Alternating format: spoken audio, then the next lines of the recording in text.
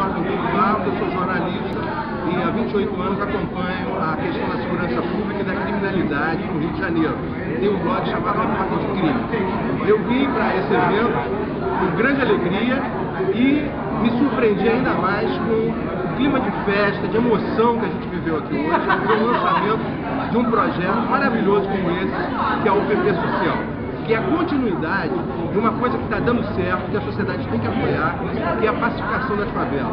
É uma tentativa e um esforço enorme que está sendo feito para se unir e integrar a cidade partida, como dizia o Zuni Ventura.